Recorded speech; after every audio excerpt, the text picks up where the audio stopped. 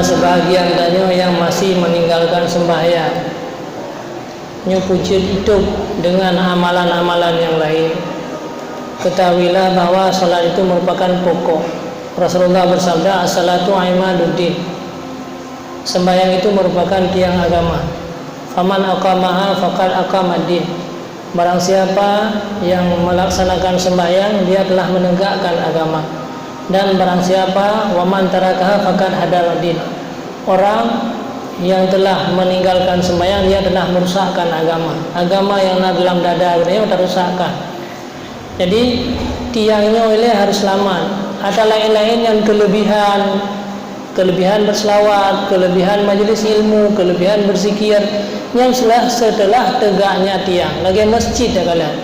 Jadi catnya, jendela, kosen dan sebagainya, keramik yang memang untuk keindahan. Tetapi yang pokok ialah harus bertegak segala tiang.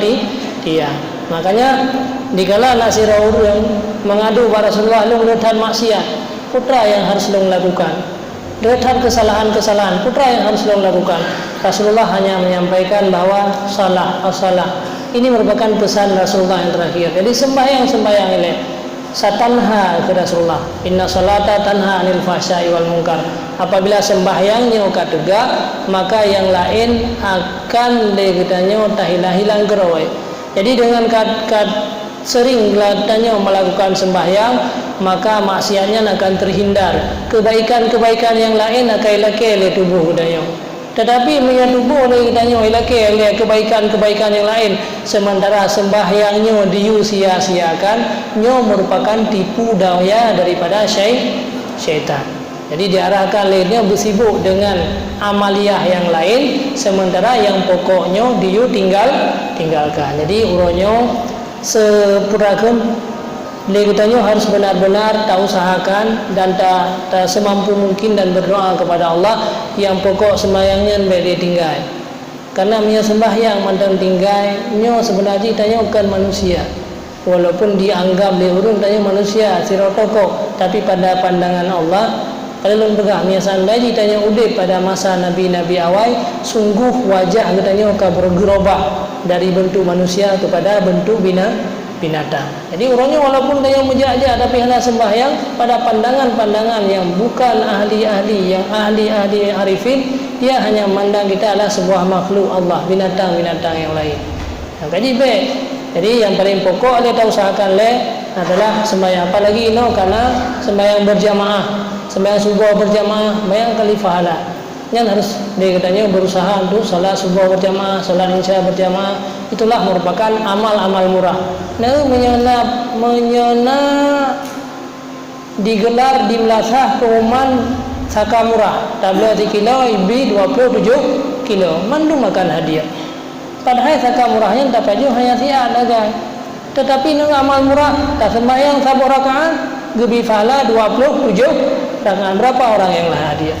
Padahal salat jamaah hana pehantri, tak pre saka murah, tak pre beruh murah, beruh raskin harus atri berjam-jam.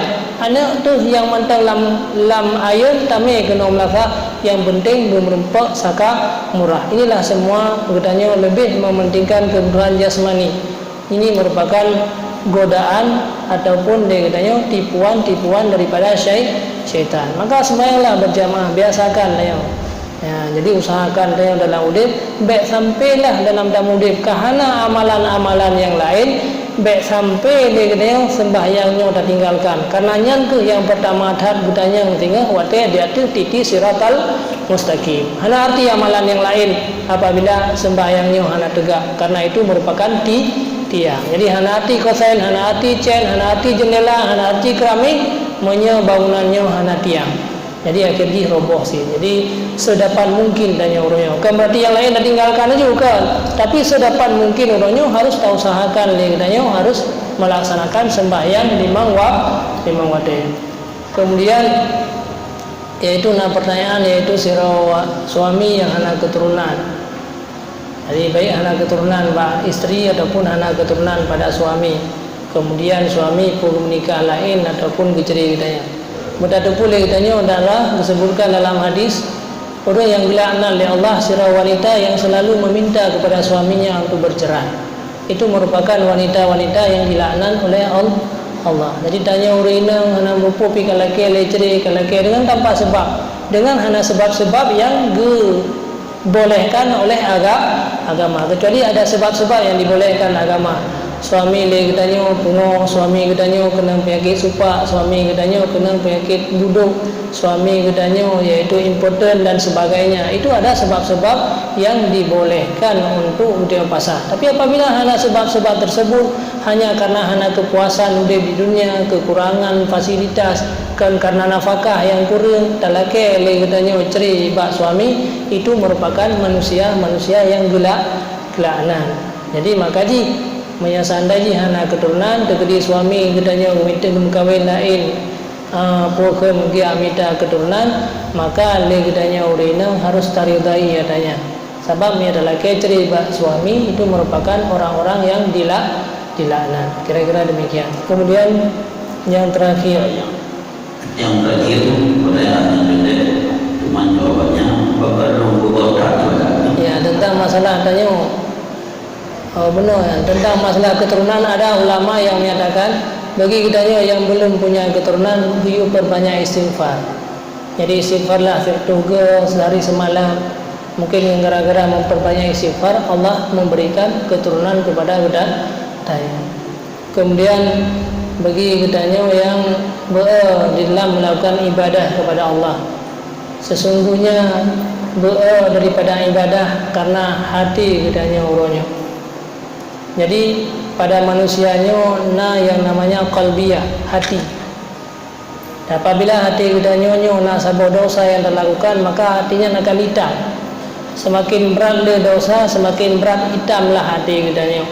Menan pegahli Rasulullah dalam hadis. Maka dikala hati kita nyo hitam, termasuk menol le dapat jawata yang haram, maka tubuh kita nyo yang ilake api neraka jahanam. Maka dijauhkan kita nyo daripada melakukan ibadah. Karena tubuh kita tercipta daripada api neraka jahanam. Maka memperbanyaklah dengan istighfar, berselawat kepada Rasulullah untuk membersihkan hati-hati kita. Jadi kadang-kadang hati kita adalah sifat babi ke, sifat khinzir, sifat bahimiah. Pada hatinya adalah sifat bahimiah, sifat tamak. Yang gara-gara tamak, gara-gara loba sehingga tua tanya ibadah kepada Allah. Adalah sifat hatinya adalah yang namanya sifat kalbi, sifat anjing. Jadi kita menjadi pemarah, dia pemarah mencari lawan. Akhirnya hati kita rusak dengan sifat-sifat yang tercelanya. Maka bersihkanlah hati dengan zikir kepada Allah. Ala bi dzikrillah tatmainnul qulub. Berzikirlah kepada Allah yang banyak, menghadiri majlis ilmu yang mandum adalah untuk mengikis segala kotoran dalam hati.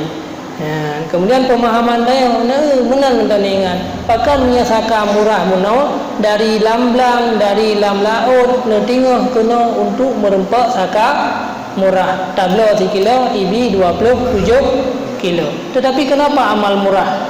Sabar rakaat ada sembahyang berjamaah gebi 27 kilo, tidak ada orang yang hadir. Amal-amal murah yang diberikan oleh Allah nyo banyak di antara kita yang menyia-nyiakan. Karena pakan udip tanya uronyo, pakan beribadat tanya lebih dah pentingkan roh jasmani ketimbang dengan roh menyelapeng uronyo tanya 100 ribu si uro. Tam sedekah 10 ribu ya tu. Pakan karena dalam anggapan tanya pakan bawa dalam sedekah. Karena dalam anggapan tanya 10 ribu yang ditanya sedekahnya habis. Si kurung 10 ribu yang tak ubah rumahnya yang tinggal padahal bukan. 10 ribu yang tayang sedekahnya nyan tu yang tinggal bertahun-tahun bertanya kalam kuburan sampai orang kiamat dibangkit mantang tinggal 10 ribu nya. Si kurung 10 ribu yang tak ubah rumahnya ke. Tak belum makanannya je kotoran. Tajuk ke anaknya di belum makanan yang hanagat. Tak pakai pakaian yang akan bro. Si 10 ribu si kurung 10 ribu yang tak ubah yang sebenarnya yang habis. Si 10 ribu yang tak tua benar bahkan serba yang dalam sedekah nyan ke yang tinggal sampai urut akhirat. Jadi tanya ibadah orangnya karena tanya lupa bahawa yang penting dalam hidup kitanya kebutuhan rohaniyah, jasmani kira-kira.